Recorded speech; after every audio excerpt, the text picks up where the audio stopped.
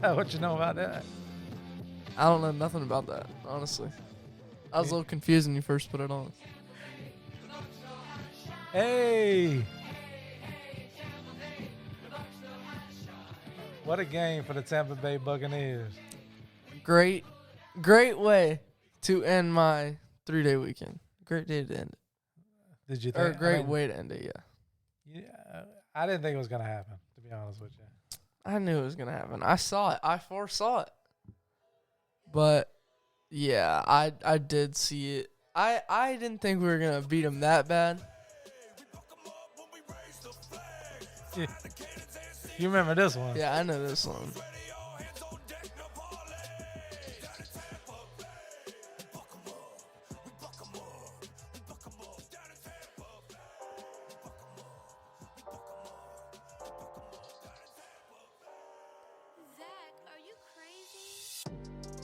Welcome, everybody, to the Magnetico podcast. I am Jason Magnetico. I'm here with my son, Cole. What's up? And we're here to break down episode number 2. Break down the NFL playoffs, upcoming weekend of games. So let's dive right into it. Tampa Bay, man. I ended up, so your picks weren't bad. Six game parlays, hard to hit. How many I got? I think you got 4 out of the 6. Man. But I did take Tampa Bay. I didn't think it was going to happen, but I went with them. I went with your gut. Didn't help or didn't hurt that their wide receiver was out. But big win for Tampa Bay. Baker Mayfield's bakering. Big win. And then we got to go to Detroit this week. So what do you think about that? I mean, Detroit, the fans are there because, the fans are hyped that they finally got their first playoff win since, I don't even know, like the 90s, I think. I don't even know. But they're all hyped now, and they got their home crowd behind them. It's going to be tough for the Buccaneers to go in there and get a win, to go to the NFC Championship, but I don't know. We'll wait for the predictions to see who I pick. Well, let's just stay on Tampa Bay. Let's go over the game last night.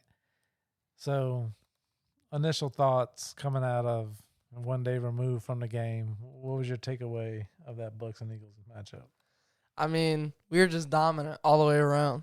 I mean, we struggled at some points, but it really didn't matter in the end because we ran away with it. Defense played great for the most part. Baker played amazing. 337 yards, 3 touchdowns. Like, that's chef's kiss right there. What was I going to say? I was about to say something else. And we didn't have to use our top 2 receivers, really. Chris Godwin and Mike Evans didn't even reach 50 yards, either of them. Trey Palmer, Cade Otton, David Moore, they're all going crazy. So my takeaway from it is, I watched the whole game. I stayed up and watched the whole game. Shocker. Yeah, and I don't watch a whole lot of the Bucs just because I've lost interest in the NFL for whatever. I think it's just my database is full. Like I can't take much more. So like I give so much effort into the Gators and the Mets. It's hard for me to like follow the Magic all year long, and the Bucs. I just kind of keep my eye on them. But I will say this: when I do watch them, I've been seeing a lot of Mike Evans drops. Yeah. You want to touch on that? It's definitely something that we need to fix with him because it has been a recent issue over the past, since week 10. But obviously, everybody drops the ball, right? Cade Otton last night, for example, had almost 100 yards, dropped the ball 4 times, right? I mean, it just happens. But Mike Evans has been consistently dropping the ball. But honestly, he's still been playing great. So, I mean, if he can just work on actually catching the ball most of the time, I think he'll be all right. I think he'll be good. That's literally his job, is to catch the ball. Well, obviously. So, yeah, that stuck out to me. And then the lack of effort from the Eagles. Yeah, it just showed that they had it looked like they had no passion. Like Jalen Hurts wasn't stepping up as a leader for them.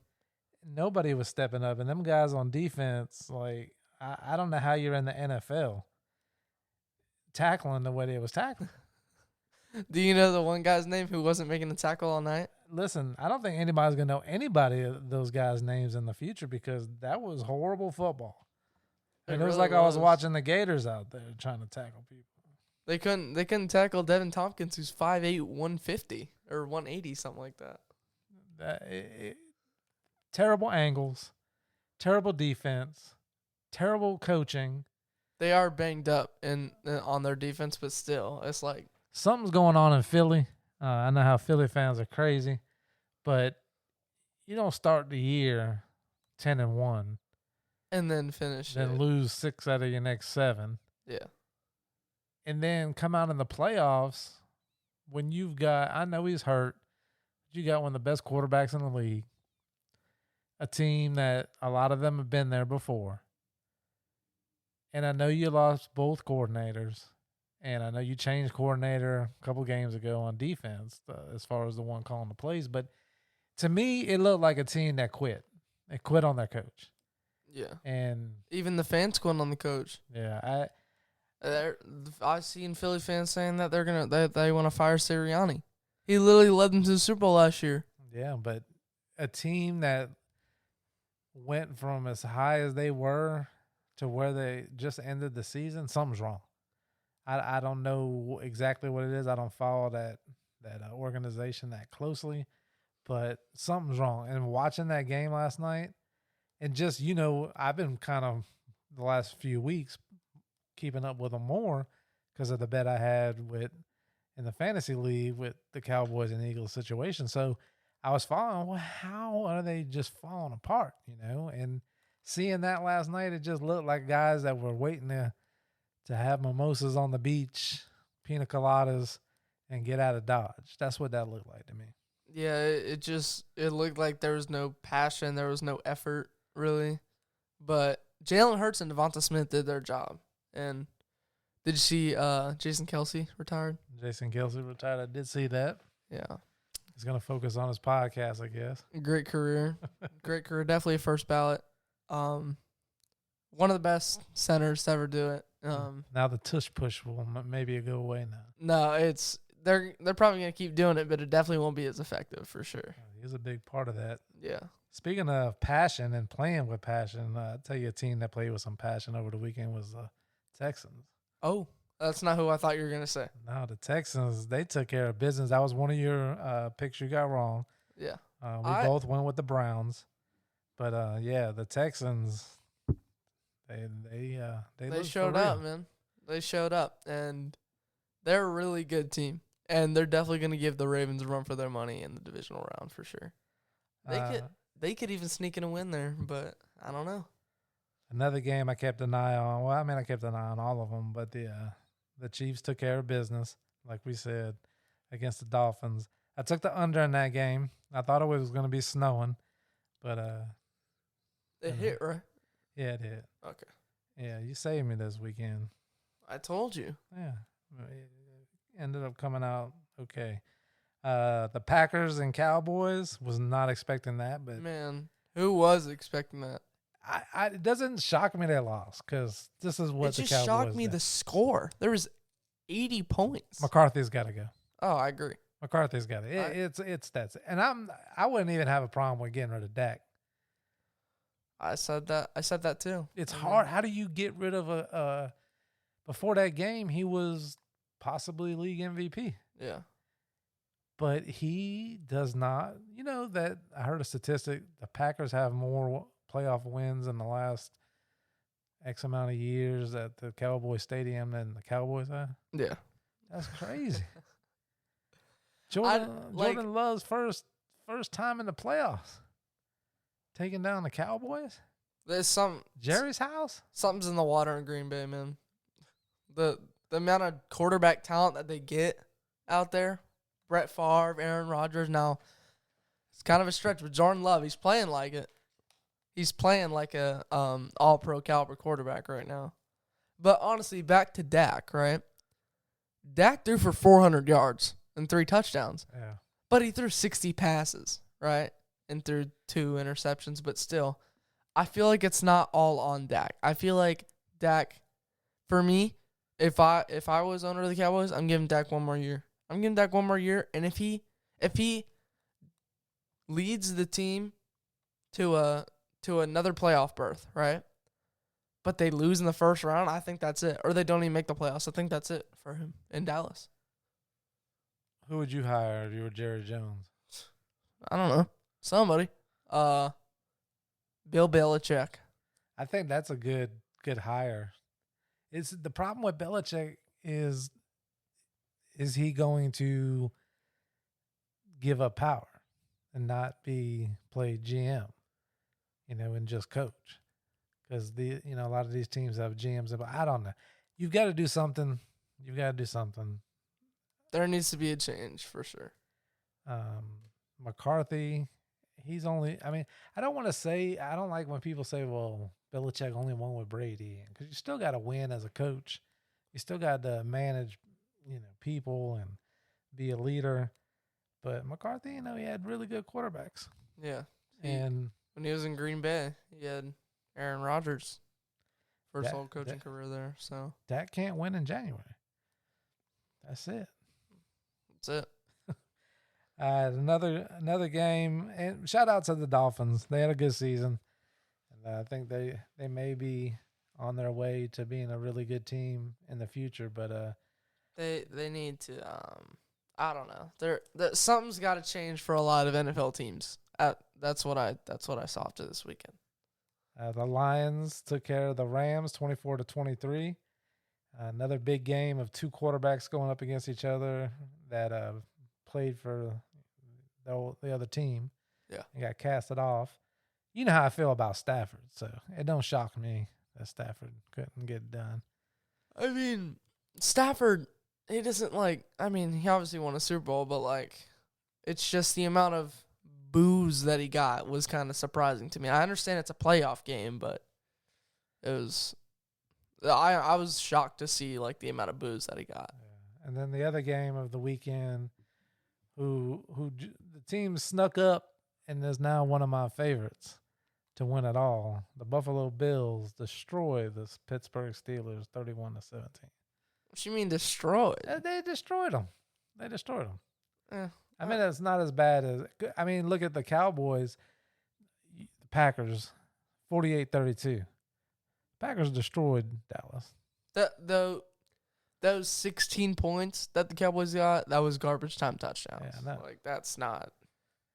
Well, we're gonna switch our focus and just talk about this upcoming matchup against. I want to pick your brain on the Bucks and the Lions. Are we doing all the games? I'm gonna get your picks, but I want to talk a little bit about this game and what you think. Get a little more in-depth perspective since we got some Bucks fans who listen to us. So week 5, right? We played the Lions at home. We got destroyed. We didn't score a touchdown. It was 24-6. It was bad, right? But this is a new Bucks team than in week 5, in my opinion. Baker's playing great. Whole team's playing great, honestly. We got the best kicker in football. He's been very good. I wouldn't say best. Chase McLaughlin, he's been perfect in the playoffs. It's only one game, but he's been perfect. But our whole team's playing great right now.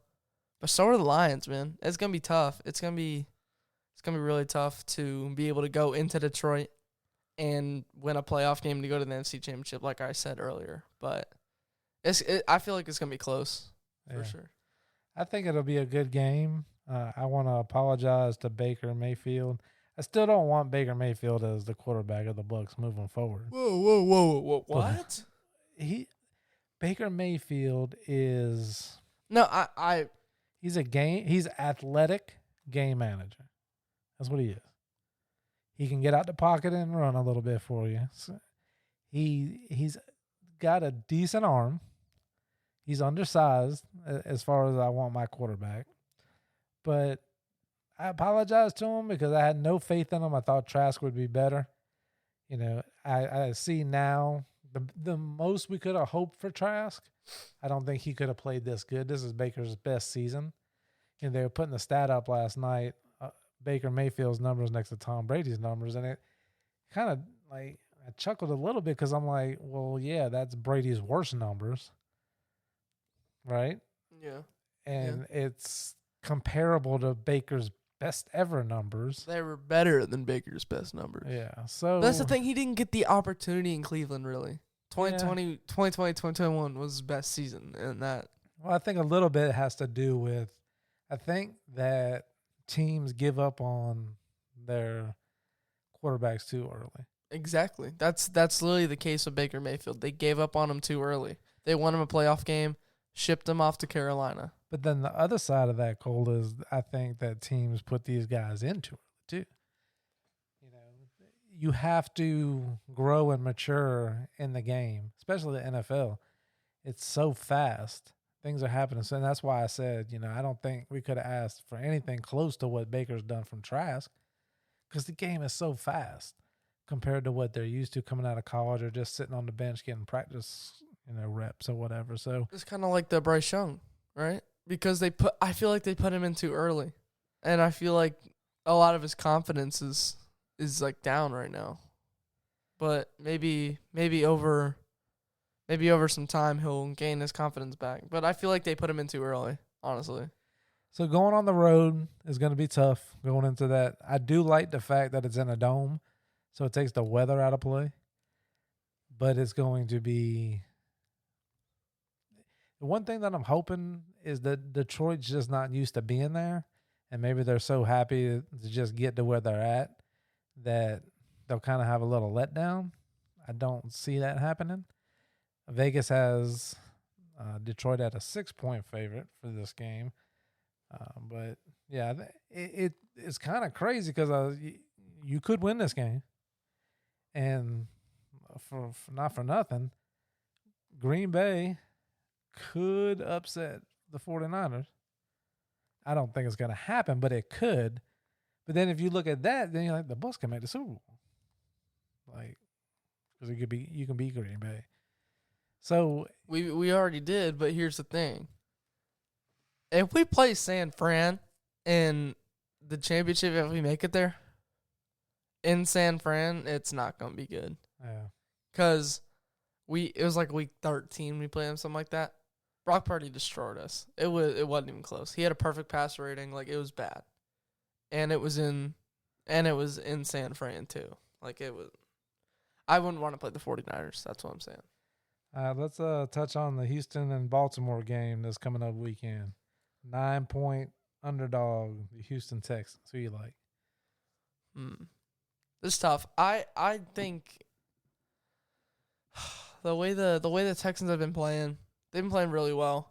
But this is where they met their match. Honestly, I feel like this is the end of their.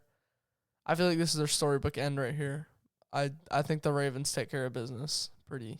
Ravens take care of business for sure. Yeah. I feel like it's going to be close throughout the game, but I feel like towards the late half of the game, the Ravens will run away with it. Yeah, I think they'll battle and hang around, but I think at the end of the day, at home, Baltimore takes care of business with what I think is the MVP of the league, Lamar Jackson. I agree. The next game, Green Bay and San Francisco. 9.5-point underdogs, Green Bay. Green Bay. I mean, it's kind of the boring pick, but I'm going to go with San Francisco at home, playing Green Bay. Yeah, I mean, Green Bay's been playing great. Obviously, that's why they're here. They demolished Cowboys, but I don't see them beating San Francisco. All right, give me your official pick on Tampa Bay, Detroit. Call me biased. I don't care. Call me biased. I see Baker Mayfield taking us to the NFC Championship. I see it happening. All right. You heard it here first. Cole's going with Tampa Bay. Homer. The score is 27-24 Bucks. Kansas City at Buffalo. This is the game I'm looking forward to the most this weekend. Bills at home. Chiefs, they've been struggling, right? But, actually, no but. I got the Bills winning this game. And then I got Ravens-Bills in the next round. And then San Francisco versus the Bucks in the next round. All right, Those are my picks. That's the NFL picks. You still liking 49ers kind of Ravens matchup? Yeah. Yeah, the Bills could beat the Ravens though. It's anyone's game in the AFC right now. Yeah, I'm kind of liking the Bills just because I feel bad for the Bills. I don't feel bad for the Cowboys. I kind of get joy in the Cowboys losing, just because their fan base is so loud, and their owner is so loud. Oh, we're the best teams in the. No, Jerry, that was the '90s. You were good in the '90s. Like you had a legendary teams in the '90s. You're good in the '70s. You're not good in.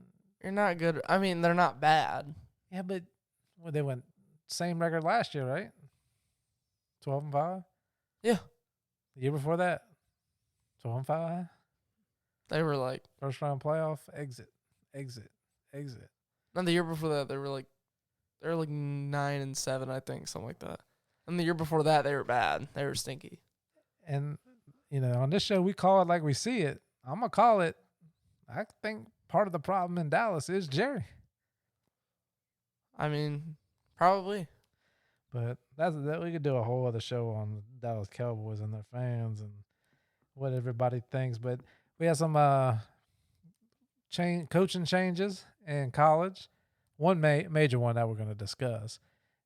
Nick Saban, the GOAT, retires, steps down from the University of Alabama, and they hire Washington's coach. You know his name? I don't know his name. I forget his name. But they hire Washington's coach. Not a shocking pick. I like it better for Alabama than if they would have got Oregon's coach. Yeah. FSU's coach, I think would have been a good fit. But anytime you follow a legend, it's hard. It's extremely hard to follow a legend.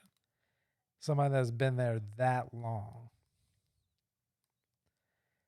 I think he's got his hands full. But out of all the coaches, of all the programs out there, I think Washington, just how they were structured and kind of operate, I think it was a really good fit for Alabama. Yeah. Do you put Nick Saban down as one of the greatest of all time? For sure. In college football, for sure. Just because the accolades, the NFL players he produced, I think he's definitely up there. And not only NFL players that he's produced, but the coaching that he's produced. I mean, Kirby Smart's under that umbrella. Dabo. There's so many. Billy Napier is from that, and the Gator fans are, Billy sucked, the Sunbelt Billy. But you forget, Sunbelt Billy was at Clemson. Sunbelt Billy was at Alabama. Then he gets a head coaching job in the Sunbelt, has success, gets a lot of people was a great hire when they hired Billy. He's a good football coach, is my point. Does he make bad decisions? Yes. Nobody wants to win more than Billy Napier, but we so quick to jump ship. The Dallas Cowboys situation, McCarthy, it's time. The Eagles, the fans are ready to jump ship. Yeah, you got to, but what have you done? It's not what you did for me yesterday. It's what you're going to do for me today. And that's kind of the mentality of our society, period. And ever since social media has made it even worse because everything's scroll to the next one. Yeah. Swipe. It's just what they see online. Yeah. So there was some other coaching. You got Michigan's coach, Harbaugh. How you say it? He got interviewed by the Chargers. Yeah. So I think he's definitely. I've seen something where he's asking for immunity if he was to stay, something in his contract, and I'm like, bro, if you're asking for immunity, you're telling him just go to the NFL. Yeah. Get out of here. He's definitely gonna go to the NFL. It's just a matter of who. Oh, and about coaches, Bill Belichick got interviewed for the Falcons head coach. Did he really? Yeah. Any more word on that? Was the other thing that came out that we wanted to discuss. Kirby Smart. I think it used to be, to me, college was the gig. If you were a college coach, that was the greatest job ever. Great atmosphere. Didn't have to deal with millionaires and entitlement and stuff like that. But nowadays, like Kirby Smart is the Georgia Bulldog coach in the SEC, where every game matters. Every game you're getting is the other team's Super Bowl. They're playing Georgia. Every game is so much pressure. You can go lose 8-9 games in the NFC South with the Falcons and win the division. Yeah. So, and with the NIL that we talked about last show and all the transfer portals and the landscape of college football, that jump to the NFL now from college coaches seems a lot more enticing. Like, why would you want to every week have that pressure taken away from your family and the recruiting that you have to do as a college coach, and you're in charge of every aspect of the program? I think it's a good fit to go from the University of Georgia to the Atlanta Falcons. And wait, Kirby Smart is going to the NFL? There was talk that the owner of the Falcons was wanting to talk to him. The Falcons just want a good coach, man. Everybody wants a good coach. Well, especially the Falcons, because they have the pieces to be a real contender in the NFC, but they don't utilize them. Why do you think Kyle Pitts hasn't been good? They don't utilize him. You saw we utilized him in Florida. Yeah. It was like for 2 years. Mackey Award winner. They don't use him in Atlanta. They use what's his name? John. I don't even know his name. Oh, Johnny Smith. They use him. Like, I don't know. Well, you've got. We'll have another show before next week's show we'll record on Tuesday again. You'll be in the midst of your tryouts. You got conditioning finishing up this week. How you feeling about your high school baseball tryouts? I'm feeling good about it. I'm just trying to do my best, try to show what I can do. You've been working hard. I mean, you've been since the beginning of the school year, been doing some kind of training. Yeah. Daily, pretty much, at least 4 days a week since then. So, when it's not raining. Yeah, that's Florida, so that's maybe we'll go down to 3 days a week. But yeah, I mean, you're excited about it? Yeah, I am. A lot of my friends were playing baseball for them last year, saying how fun it was. I just wanna be able to experience that. You know what I mean? Right. Yeah, I wanna. So you're looking more for the experience. I mean, you have to work hard to do it. Yeah. And I want to take this moment to just, I don't want to apologize like I did something wrong. I really was just following your lead, but I will say that you haven't had the opportunities that a lot of other kids had as far as when it comes to baseball. We didn't play last year when we didn't make the squad. We went and played travel ball with a team. Outside of that, your only organized baseball was coach pitch for 2 seasons and 1 year of minors. And then COVID hit. So most of your competitive training and playing came on the soccer side. So I apologize to you that you didn't get the experience and the early at-bats and some of the fundamentals thing. But on the other side of that is I did it for a reason. And it's just not needed. Because I look at you playing, and I'll go back to last season on the travel ball team. Out of all the kids on the travel ball team that have been playing travel ball for all these years, he was top 5 on the team, without all that experience. So a lot of times in sports, I'm really, as I was involved in it at a young age, as a young adult coaching, as an older adult coaching at the high school level, travel ball just became a money grab to me in all sports. And I kind of used my personal feelings, and you kind of took the brunt of that. So I apologize. I don't, when you get older, I wish I would have more. I like your attitude about it. You just want to go out, do your best you can, have fun, get the experience. And, I've always told you school's the most important thing. School and getting good grades and following your dreams that way. Because you're the one who told me. Nobody can tell me I can't be in the sports media, but they could tell me I can't play for the Mets. I'm sure you would love to make the team this year, have a decent sophomore campaign, have a great junior year, and then senior year be a star and get drafted or go to a small school and play in college. I'm sure that's everybody's dream, but it's a dream.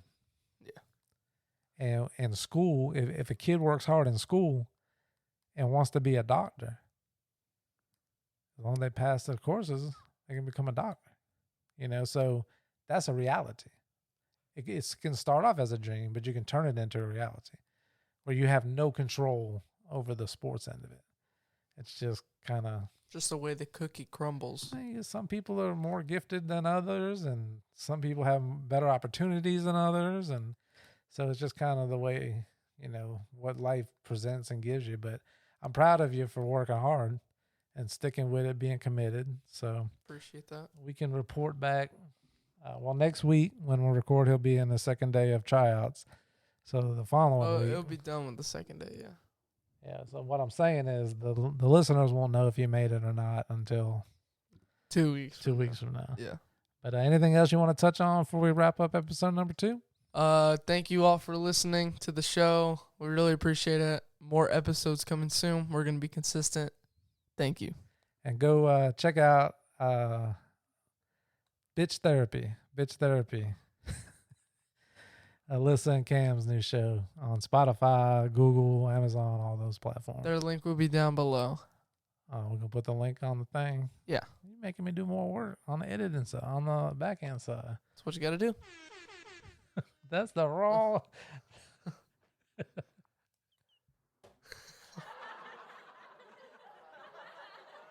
All right, everybody. Thank you for listening. And shout out to my man Lance. I'm sorry I forgot the name of your podcast last episode. Real but Objective Podcast. Lance did good work over there on that show. But until next week, where we talk about the Tampa Bay Buccaneers in the NFC Championship. Hopefully. Peace.